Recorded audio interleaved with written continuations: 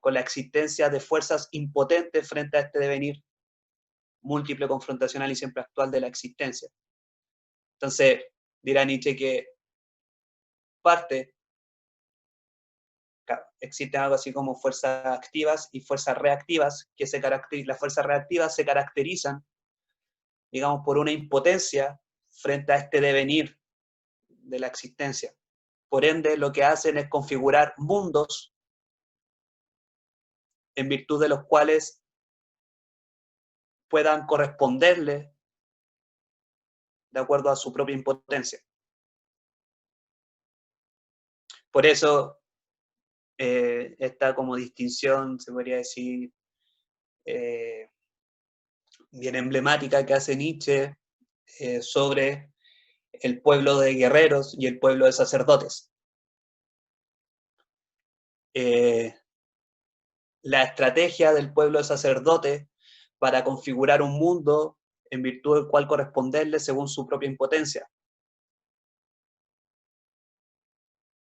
Por eso también se puede entendamos que Nietzsche, joven, a los 26 años, ya tenía la cátedra en una universidad alemana sobre filología. A los 26 años escribe uno de sus primeros libros más famosos, pero ya había escrito a los 24 años sobre filología, digamos, mitológica, etc.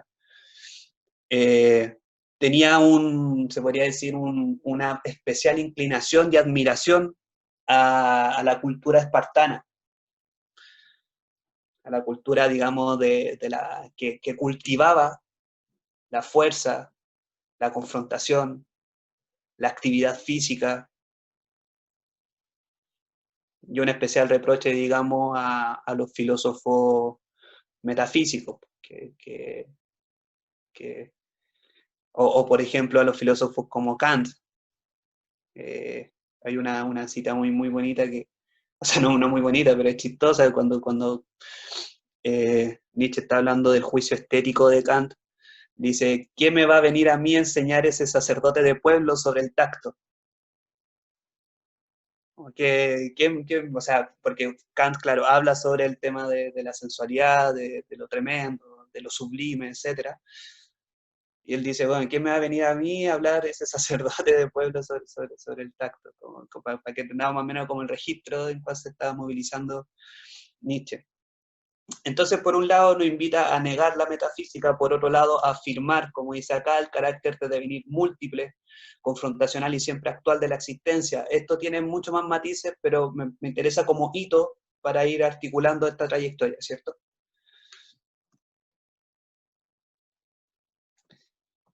Bien. Pero, disculpa, parece, se refiere Vale. también a no dar una interpretación última a través de los conceptos, de lo cual no puede conceptualizarse al final. Exacto. Ya, hecho. Exacto. O sea, porque, por ejemplo, si profundizamos, digamos, en lo que tú acabas de decir, Ujú, dar una interpretación última. ujú. Una interpretación última, de alguna forma, tendría la connotación de verdad, ¿no es cierto? Tendría algo así como Claro. un valor por el cual se juzga esa interpretación como última. Ujú. Eso Ese sería más justamente, el discurso clerical, pues como la verdad develada o la verdad develada de Dios, etcétera. claro, Como esta, ya, ok. justamente eso es lo que, y esos valores en función de los cuales se juzgan los enunciados, por ejemplo, cuán verdadero o cuán mentirosos son o cuán falsos, perdón, son los enunciados. Verdad y mentira en sentido extramoral, uno de los textos Ujú, de Nietzsche. ¿Sí?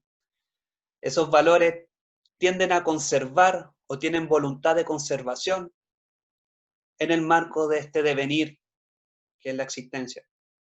configuran al final ¿Entiendes? el mundo, configura cómo entendemos ese mundo y cómo también lo experienciamos al final. Claro, una voluntad de detener, Ujú, de tener el devenir y de ujú, configurar mundos tales a los cuales poder corresponderle según mi impotencia. ujú. Vale. ¿Sí? Entonces ahí, por ejemplo, también verdad y mentira en sentido extramoral, Nietzsche trabaja mucho el tema del concepto, cómo el concepto tiende a reificar. Por ejemplo, cuando se habla, no sé, pues, pensemos en la Academia Real Española, Ujú, ¿sí? Cómo el concepto tiende a definir las comprensiones de mundo, ujú, que vendría justamente a contrastar y a contrarrestar este devenir. ujú. Tiende a reificar comprensiones del mundo. Entonces, por eso podemos entender que a lo cual está invitando Nietzsche no es una configuración de nuevos valores necesariamente, Es sino que superarlo al final. un ejercicio de transvaloración constante. Saber, Claro. digamos, identificar y afirmar ese devenir. Ujú. Vale. ¿Okay? Ujú. Eh,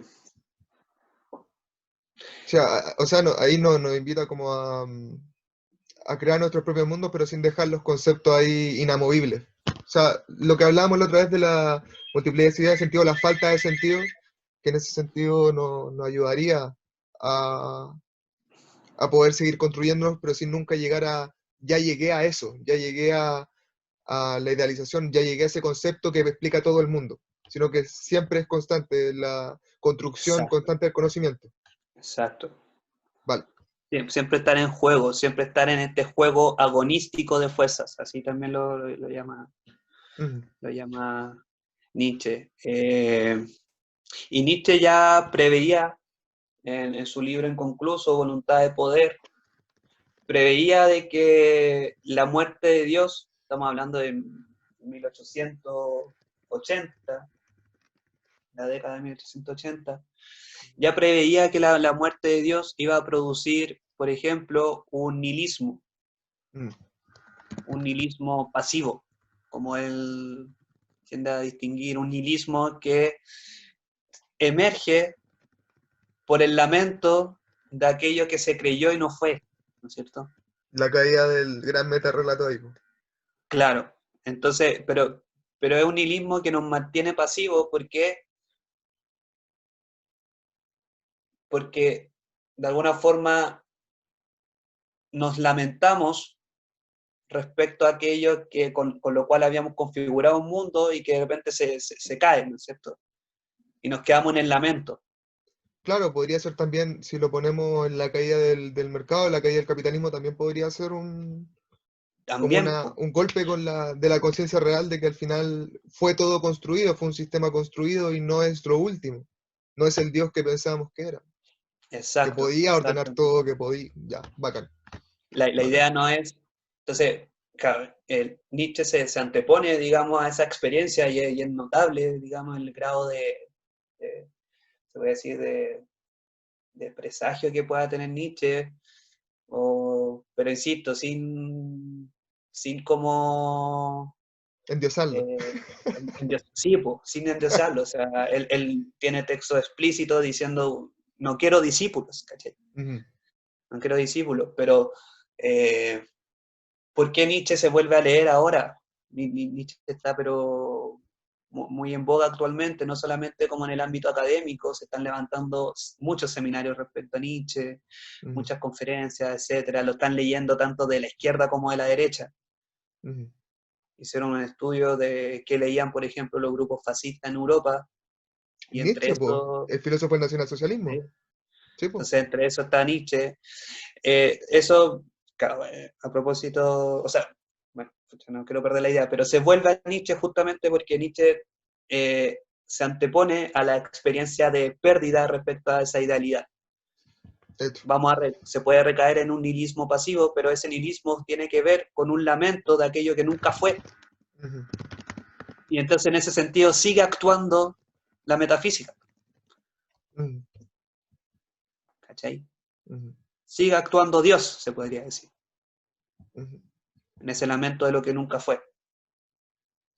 ¿Con Y es lo qué que va, construimos ahora? Para explicarlo todo de nuevo. es que en verdad siempre fue construcción, ¿cachai? Ujú, Entonces, si me quedo lamentando algo por el cual yo configuraba mundo y que pensaba que era como estable y que era la verdad última y luego se desfonda. Ujú.